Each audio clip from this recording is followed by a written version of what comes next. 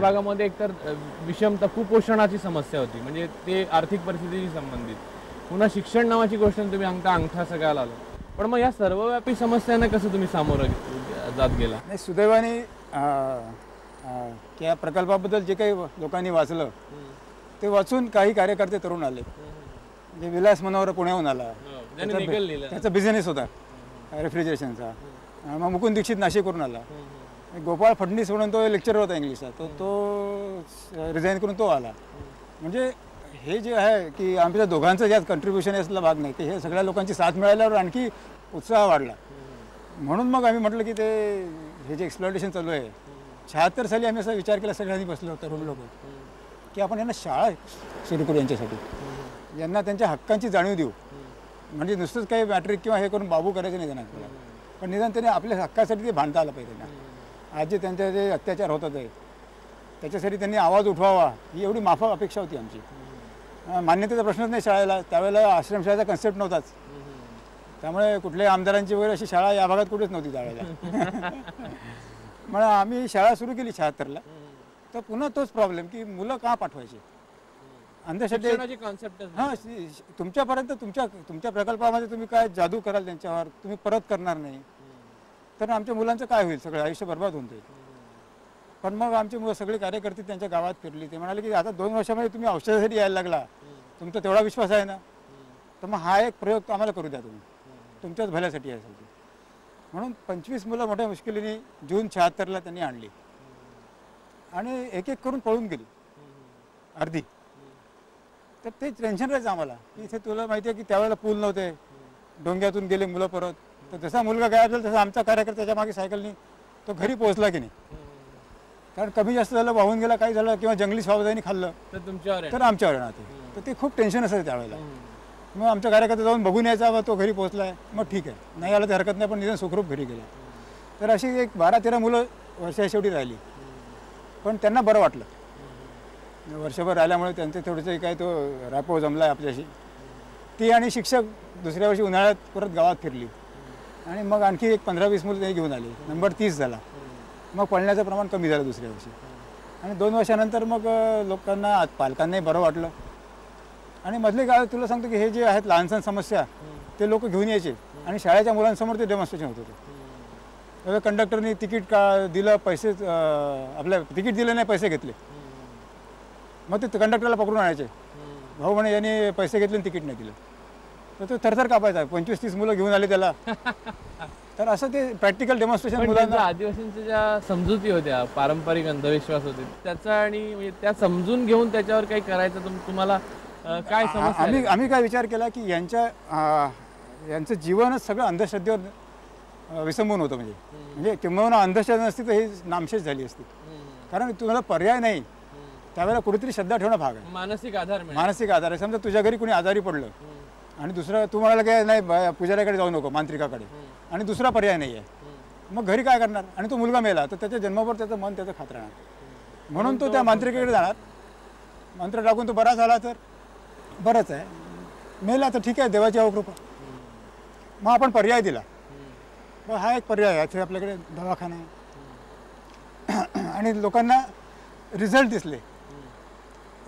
ते रिझल्ट दिसल्यामुळे जास्त खरं म्हणजे लोकांचा विश्वास बसला. अन्यायाच्या विरुद्ध सुद्धा त्यांना सुद्धा दाद मिळाली. मग तो आणखी विश्वास बसला, बा इथे आलं की आपल्याला याच्या विरुद्ध पण आपल्याला दाद मिळू शकतं. मग एकातून एक असं सुरुवात झालं. पण त्याला आपण लोक अदालत म्हणूया. लोक अदालत. पण मला ह्या सगळ्यामध्ये जो वर खाली होण्याचा जो भाग आहे, म्हणजे आता उदाहरणार्थ पावसाळ्याच्या दिवसामध्ये संपूर्ण इथे कट ऑफ व्हायचं, म्हणजे इथे काही पोचायची सोयी सुविधा साधनं नसायची आणि जंगली जनावरं, सगळी जनावरं, नंतर वेगवेगळ्या प्रकारचे रोगराया. तुम्हाला स्वतःला ही समस्या आपल्या पलीकडची आहे या समस्या असं वाटायचं का? उलट होतं. म्हणजे त्यावेळेला काय होतं की मी इनिशिएटिव्ह घेतला, इथे आलो बाबांच्या सांगण्यावरून त्या, आणि मग अनेक लोक जमा झाली, कार्यकर्ते आले. तर मी जर तक्रार करायला लागलो तर त्यांचा उत्साह कमी होईल. आम्ही असं ठेवलं की आपलं की मी माझ्या गरजा कमी ठेवल्या. आपल्या इथे कॉमन किचन आहे, म्हणजे सगळ्यांचं एका ठिकाणी जेवण, राहायला वेगवेगळ्या झोपड्या होत्या त्यांना किंवा खोल्या दिल्यात आपण, पण जेवायला एकच. आम्ही असं ठरवलं की आपणच तक्रार करायची नाही. पावसाळ्यामध्ये भाजी मिळत नव्हती, तांदूळ आणि डाळ आणून ठेवायचं, वरण भात फ्रीज होता. वरण भात खायचा फक्त. कणकेला आळ्या लागतात, त्यामुळे कणिक आणणं शक्य नाही. मग कधीतरी आई यायची पावसाळ्यात, पायी यायची, 2 किलो कणिक घेऊन आली. संविधानामध्ये त्यांनी हां, मग पोळ्या खायच्या. किंवा आमचा एक कार्यकर्ता जगन म्हणून आलापल्लीला आहे, तो सायकलने यायचा. कधीतरी ताजी भाजी आणि कणिक घेऊन आला की मग तेवढी आमची दिवाळी. पण मग तक्रार करायची नाही हे बेसिकली मी ठरवलं की आपल्याला हे नाही, ते नाही, अमुक नाही, तमुक नाही. त्याचा परिणाम आमच्या कार्यकर्त्याला झाला. म्हणजे सगळे बरोबरीच होतो आम्ही, पण मीच काही बोलत नाही म्हटल्यावर फ्रस्ट्रेशनचा बाकीच्यांना चान्स नव्हता. पण मला इथे एक बारीक व्यक्तिगत प्रश्न विचारायचा आहे की तरुण मुलगा असतो, म्हणजे आज तर फारच व्यक्ती केंद्रित असल्यामुळे कदाचित असेल, तो असा विचार करतो माझं करिअर, माझं यश, माझी महत्त्वाकांक्षा, आणि म्हणजे ती काय की आपण म्हणजे फार यशस्वी होणं, म्हणजे उत्तम डॉक्टर होणं, जगभर प्रसिद्ध होणं, मग अमेरिकेत जाणं, तिथे सेटल होणं, तिथे ऑपरेशन करणं, मग इथल्या पंतप्रधानांनी बोलवून घेणं, अशा प्रकारच्या ज्या शिड्या आहेत त्या चढत जाणं, हा एक रस्ता असतो. तर आयुष्याच्या ह्या टप्प्यावर, म्हणजे जेव्हा वास्तवाची भोवतीच्या जाणीव झाली, किंवा आता तुम्ही सांगितलं तसं भाजी आणि ताजी भाजी येणं सायकलवरनं, हीच दिवाळी, अशी परिस्थिती निर्माण झाली. तुम्ही डॉक्टर होता, असं वाटलं का की आपली करिअर, आपण स्वतः, आपलं व्यक्तिमत्व, आपल्या महत्त्वाकांक्षा, ही गोष्ट ही काही वेगळी आहे आणि ती राहिली, असं वाटलं का? हा प्रश्न कठीण आहे, पण सुदैवाने असे काही नव्हती अशी महत्त्वाकांक्षा. म्हणजे कुठे जावं, आपण बाहेर जाऊन चांगल्या प्रकारचं डॉक्टर व्हावं किंवा परदेशात जावं. ज्या वातावरणात आमचं लहानपण गेलं त्याच्या सुदैवाने आमच्यावर जे संस्कार नकळत झाले, बाबांनी काही सांगितलं नाही खरं पाहिलं, अगदी अक्षरशः नकळत संस्कार जे झाले असतील, त्यातून जे आमचं कमिटमेंट, तर त्यामुळे तू म्हणतो तसं काही फ्रस्ट्रेशन किंवा असं वाटलं बा आपण इथे येऊन चूक केली आहे किंवा आपलं काही इथेच जास्त मजा यायला लागली. हां, मजा म्हणण्यापेक्षा की बाबा आपण बरंच मोठं काम आहे आणि आपण त्याला पुरेसं नाही खरं पाहिलं तर. त्यामुळे ते कमिटमेंट वाढत गेलं, आपण कुठे कुठे मदत करू शकू यांना. एकातून एक निर्माण म्हणजे आता हॉस्पिटलमध्ये मी काही स्पेशालिस्ट नव्हतो. तुला सांगतो की साधा एक MBBS डॉक्टर MS-ला 1 वर्ष केलेलं आहे, मंदा अनस्थिशियात आहे. आता डिलिव्हरीची केस आली, ठीक आहे, आम्ही क्वालिफाईड नाही करायला, आणि त्यात पुन्हा ती आडवं मूल आलं. तर त्यावेळेला निर्णय घेणं आम्हाला इतकं कठीण गेलं, आणि ते फ्रस्ट्रेटिंग होतं खरं म्हणजे की आपल्या डोळ्यापुढे ती बाई मरणार, मूल आडवा, हात बाहेर आलेला. तर तो पायापोटी पडायला लागला, डॉक्टर साहेब आता इथे आमच्याकडे उपाय नाही, तुमच्याकडे नाही म्हटलं तर आम्ही कुठे जावं. आम्ही आमच्या मेडिकलच्या करिअरमध्ये 1 तास शिकलो होतो त्याच्याबद्दल, गायनिकच्या, की अशा वेळेला पूर्वीच्या काळी मूल कापून काढायचं, जिवंत मूल तुकडे करून काढायचं. मग ते त्याला मी सांगितलं की हा एकच पर्याय आहे, कारण इथून चंद्रपूरला नेणं शक्य नव्हतं, कारण रस्ते बंद, सगळे गाड्या नाही. तर डॉक्टर साहेब तुम्ही कराल ते आम्हाला मान्य आहे म्हणाले. तर मग माझ्यावर जबाबदारी आली. मंडळाने आम्ही डिसिजन घेतलं, अंधारात रात्रीची वेळ, कंदिलाच्या उजेडामध्ये काय करावं. इन्स्ट्रुमेंटही फार नाही, 2 कैच्या आणि 8 रिफर्स. डॉक्टर साहेब तुम्ही कराल ते आम्हाला मान्य आहे. त्यांनी जो माझ्यावर विश्वास ठेवला, तेव्हा मग चंद्रकांडावर दगड ठेवून कापण्याचा निर्णय घेतला. त्या मुलाचा हात धरून त्याची मान कापली आणि ते पूर्ण डिलिव्हरी झाली. फारच हृदयद्रावक होतं की मूल कापून काढायला लागलं. त्याच्यानंतर काही अशाच घटना घडल्या ना, त्या कोणत्या प्रकारच्या होत्या? मग आम्ही बघितलं की या भागात मोतीबिंदूचं प्रमाण फार जास्त होतं, कुपोषणामुळे किंवा तंबाखू खाण्यामुळे. बरोबर. तर ते जेव्हा काठी धरून किंवा त्यांना उचलून आणायच्या दवाखान्यामध्ये, तेव्हा मला फार वाईट वाटायचं की आता यांच्या पुढे काय होणार. किंवा मी काही नैतिकतज्ञ नव्हतो. मग मी विचार केला की असे लोक जर लवकर मरतात आहे इथे, कारण ते कामं करू शकत नाही आंधळे असल्यामुळे. हां, त्याला खायला म्हणजे जो नसतंच घरी, जो काम करेल तो जास्त केलं, याला कमी शेअर मिळेल आपोआपच, म्हणजे असं सर्वांना फिटेस्ट. हां, तर विकासने एक जॉब केला होता ऑप्थॅल्मॉलॉजीमध्ये. मी म्हटलं तू इन्स्ट्रुमेंट्स घेऊन ये नागपूरहून. जुन्या काळची जी मेथड नाही का, डॉक्टर कापायचा, कॉर्निया कापून लेन्स बाहेर काढायचा आणि मग 10 नंबरचा चष्मा द्यायचा. तर याच्या मागे आम्ही अशी फिलॉसॉफी होती माझी की म्हटलं आपण जर हे ऑपरेशन करून त्याला दृष्टी दिली तर तो पुनर्जन्म त्यासाठी हा काम करू शकेल. तो वयाचा काही प्रॉब्लेम नाही, कारण ते जंगलात जायचं, कंदमुळं सगळं तो दिसल्यामुळे गोळा करू शकेल. तर आणि समजा जर मी चुकलो ऑपरेशन करताना, तर त्याच्या जीवाला काही धोका नाही, कारण ऑलरेडी तो अंधाराचा आहे. फक्त डोळ्याचाच काय? हा, डोळ्याचा ऑलरेडी तो अंधाराचा आहे. हा, म्हणून मग पहिली केस आम्ही विकासच्या मार्गदर्शन केली आणि तिला दिसायला लागलं. बाई होती एक लंगोटीवरची बाई, 8व्या दिवशी 10 नंबरचा चष्मा घालून ती गेलेली, ही जाहिरात झाली. किंवा एक इथे चष्मावाली बाई आहे आणि तिला दिसायला लागलं. त्याच्या अगोदर एक काहीतरी मला वाटतं अस्वलाने जखमी केलेल्या माणसाचे डोळे नव्हते. हा, ती एक फारच म्हणजे हृदयदावकच घटना आहे. इथून एक साधारण कुवाकोडी म्हणून एक 60 किलोमीटरचं गाव आहे. तिथे अस्वलीने त्याच्या डोक्यावर हल्ला केला आणि दोन्ही डोळे त्याचे आंधळे झाले होते. बरं तिथून इथे यायचं तर पहाडावर होता तो. इथे येईपर्यंत त्याला 48 तास लागले. खांद्यावर उचलून आणलं. बेशुद्ध होता आणि जखमेत आळ्या पडल्या होत्या. आम्ही बघितल्यावर हादरून गेलो होते, कारण इतकी हृदयदावक आणि भयानक ते दिसतं दृश्य होतं. आयुष्यात कधी पाहिलं नव्हतं.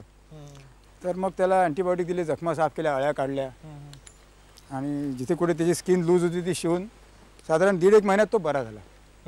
कंप्लीट बरा झाला. पण डोळे दोन्ही गेले होते. तर मग त्याला तो पायी परत गेला आपल्या गावाला, एका माणसाला हात धरून. आणि वर्षभरानंतर आम्ही म्हणतो चौकशी केली त्याचं काय झालं. तर ते म्हणाले, भाऊ आम्ही काय करणार, आम्हालाच खायला नव्हतं. तर हळूहळू त्याला म्हणे तो कुपोषणाने मेला. मग अरे बाप.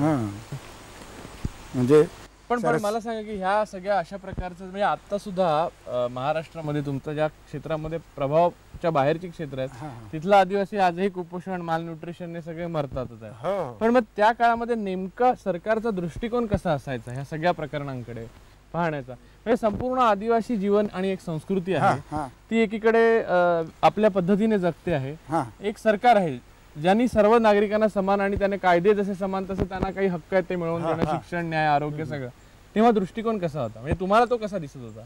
नाही त्यावेळेला इथे काहीच नव्हतं दवाखाना. म्हणजे पहिले 5-6 वर्षामध्ये शासनाचं इकडे लक्षच नव्हतं अजिबात. म्हणजे आधी नव्हतंच. म्हणजे पण आम्ही आल्यानंतर 5-6 वर्षात इथे काही प्रायमरी हेल्थ सेंटर ज्याला म्हणतो आपण ते पण नव्हतं. पण मग त्यांना लक्षात आलं की आता की या प्रकल्प लोकविरोधी प्रकल्पामध्ये त्यांची शाळा आहे, दवाखाना आहे, थोडीशी जाहिरात व्हायला लागली. म्हणजे लोक यायला लागले, पेपरात कुठे लेख लिहिले त्यांनी. तर मग शासनाने असा निर्णय घेतला की आपण भामरागडला एक प्रायमरी सेंटर काढू. तर त्याच्या आधी एक सेक्रेटरी माझ्याकडे आले होते. मी त्यांना म्हटलं की भामरागड आणि हेमलकसा हे फक्त 2-2.5 किलोमीटर आहे. तर तुम्ही डुप्लिकेशन करू नका. ऑलरेडी आमचं सेंटर म्हटलं एस्टॅब्लिश आहे. आता सगळ्या लोक दूरवरून येतात इथे, 40-50 किलोमीटर तेव्हा यायचे लोक. तर म्हटलं तुम्ही आणि इंटिरियरमध्ये का नाही करत, एक 20-25 किलोमीटर आत जाऊन. तर त्याला पटलं ते. पण ते शेवटी डिसिजन हे पॉलिटिकल होतं. ते म्हणाले नाही हे कोण लागले बाबा, आमने काय ठेका घेतला का, असं म्हणून त्यांनी भामरागडला ते प्रायमरी सेंटर काढलं. मग ते डॉक्टर मिळायचं मारामार पहिले. मग मिळाला तर मग औषधाची बोंब, औषध नाही. आणि सगळ्यात म्हणजे विश्वास नाही मग लोकांचा. म्हणजे दवाखान्यावर खर्च केला, डेडिकेशन डेडिकेशन नव्हतं. डॉक्टरांचा पगारावर खर्च आहे. आजही अनफॉर्च्युनेटली हीच कंडिशन आहे की तिथे शासनाने आता कुपोषणाचा इतका अवेअरनेस आला आहे सगळ्यांमध्ये. तर त्यांनी आदिवासीला आणि त्याच्या एका नातेवाईकाला फुकट जेवण दिलंय. म्हणजे निदान कागदोपत्री तरी आहे. तरी तुम्ही तर तुम्ही जाऊन बघा आता सरकारच्या दवाखान्यामध्ये किती पेशंट ॲडमिट आहे. आणि मी तुम्हाला दाखवतो आपल्या हॉस्पिटलमध्ये जमिनीवर लोक झोपलेले आहेत. दूरदूरून लिटरली 200 किलोमीटर लोक आले. त्यांचा विश्वास जिंकल्याशिवाय काय. ते मुख्य महत्वाचं डेडिकेशन आणि विश्वास. तर हा खर्च अनाठही होतोय. खर्च होतोच आहे. म्हणजे हेल्थ डिपार्टमेंटचा इतका खर्च होतोय आणि समस्या तेवढीच आहे किंवा वाढते आहे सगळीकडेच आहे. तर हा मुख्य प्रॉब्लेम हा आहे. मला सांगा की ह्या सगळ्या प्रक्रियेमधनं जाताना शाळा हा एक महत्वाचा टप्पा होता. तर ही शाळा जी आहे तिथे आता तुम्ही सांगितलं की राष्ट्रीय स्तरावर मुलं जात आहेत वगैरे. पण मग ह्या मुलांना ज्यांना शिक्षणाची परंपरा नाही त्यांना शिकवून काही करता येईल हा विश्वास कशामुळे वाटला?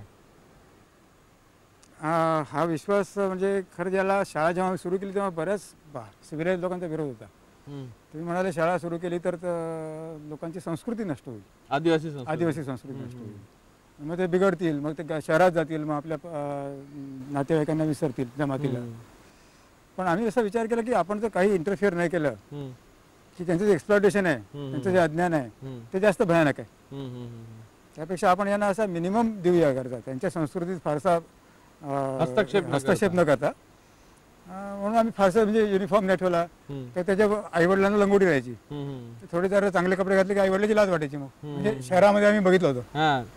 ती परिस्थिती होऊ नये म्हणून एक तर आम्ही आपले कपडे काढलेच होते आणि मग शाळेत इन्फॉर्मल वातावरण ठेवलं अगदी. आणि मग बघितलं की त्यातले काही मुलं हुशार. मग तेव्हा इथे जेव्हा मान्यता नव्हती मग त्यांना बाहेरून प्रायव्हेट स्टुडंट म्हणून बसवलं. आणि मग पहिला बॅचचा पहिला मुलगा जो आहे कन्ना मडावी त्याला चंद्रपूरला पाठवलं. तिथून तो 12वी झाला आणि मग मेडिकल कॉलेजमध्ये गेला आणि तो MBBS झाला. तर आम्हाला खूप समाधान मिळालं.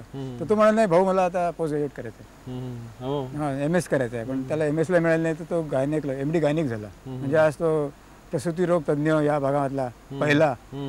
आणि तो या भागात परत आला. म्हणजे आता आलापल्ली अहेरी हा जे आहे ना इथला, तिथे तो सरकारी नोकरी करतोय, पण या भागात तो आपल्या लोकांसाठी कामं करायला आला. तो पहिला डॉक्टर. दुसरा डॉक्टर पांडू आपल्याकडे आहे आज, तो त्याला सायन्सला ॲडमिशन मिळाली, सायन्स मेडिकल कॉलेज. 10 वर्ष तो मुंबईला राहिल्यावर असं वाटलं नाही की तो हा परत येईल. आला तर तो DCS केला. मी त्याने म्हणजे MBBS केला. मी म्हटलं ठीक आहे, पुरे झालं. तर नाही भाऊ म्हणे मला पोस्ट ग्रॅज्युएट करायचं आहे. तर त्याला तो बालरोग तज्ञ म्हणून तो गेल्या वर्षी पास झाला आणि आपल्या इथे पेडियाट्रिशियन म्हणून.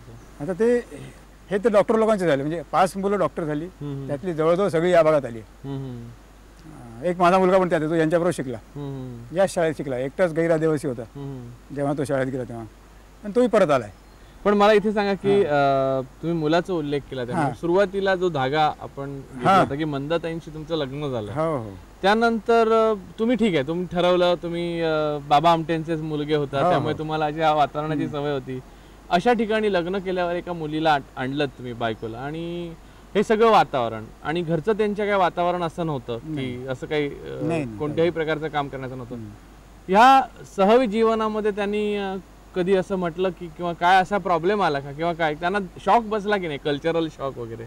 नाही, शॉक तर होता, पण काय असेल आपल्या संस्कृतीमध्ये असेल म्हणा, काय तक्रार नाही केली तिने त्याची. म्हणजे ही जी सहनशक्ती जी दाखवली ती, त्यांनीच हे खरं म्हणजे प्रकल्प पुढे गेला. पण तुम्हाला कधी टेन्शन यायचं का, तिला तक्रार म्हणजे मनात त्रास होत असेल का वगैरे? हा, थोडासा काळजी वाटायची. कारण काय होतं की तिच्या बरोबरीच्या सगळ्या मुली ज्या डॉक्टर झालेल्या आहेत, त्या शहरात गेलेल्या आहेत, कोणी परदेशात गेलेल्या आहेत, त्यांच्या मुलांना शिक्षण चांगलं मिळत होतं. आता सगळ्यात मोठं तिला टेन्शन होतं, ती बोलून दाखवलं नाही की आमचा मुलगा हा इथे शिकला.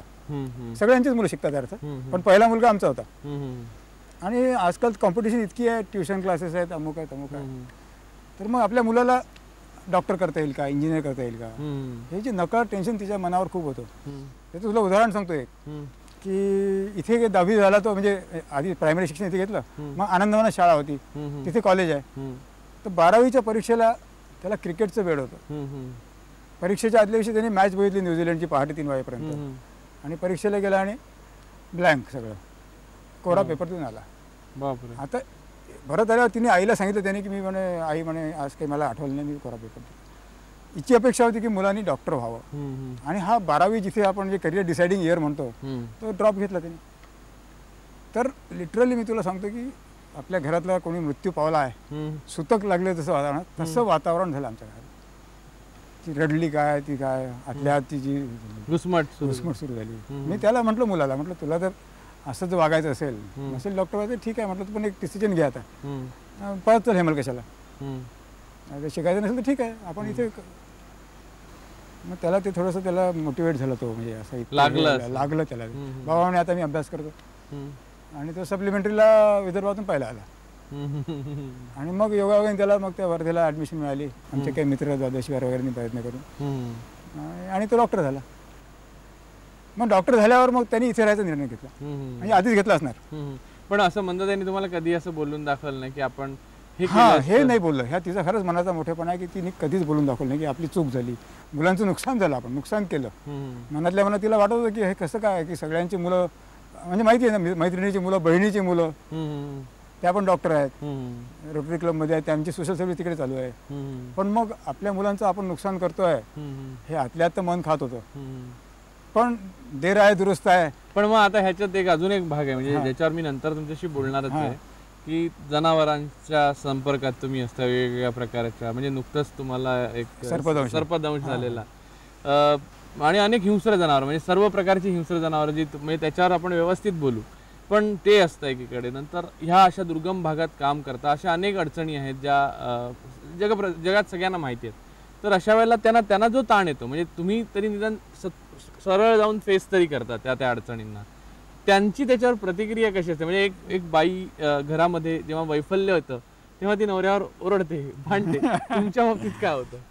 नाही, मी तुला म्हटलं की तिच्या डिमांड्स काही नव्हत्या, तिने स्वतःला बदलवून घेतलं आहे. आणि खरं म्हणजे आता मला कळतं की ती कदाचित आतल्या थोडंफार तिला त्रास होत असेल, त्याचं कारण तिला 4 वर्षापूर्वी तिला एन्जिओग्राफी करावी लागली. बरं. आज तिथे इतकं ऍक्टिव्ह जेवण आहे, आमचं सार्वजनिक जेवणामध्ये अजिबात तेलतूप नाही आहे, आणि हे असूनही रोज 8 किलोमीटर फिरणे आमचं, तरी असं एन्जिओग्राफी करायला तरी तिला माइल्ड हार्ट अटॅक आला, प्रचंड तणाव आहे. तर हा तणाव असला हे सिद्ध पण झालं, पण तिने हसत खेळत घेतलंय. ठीक आहे, आपण तर काही वाईट काम करत नाही किंवा आपण काही वाईट खातही नाही. पण मला एक सांगा, म्हणजे ह्याच्यात अजून एक उपमुद्दा की तुम्ही जे धोके स्वीकारता, म्हणजे मी जो मगाचा मुद्दा म्हणतो की विविध प्रकारचे धोके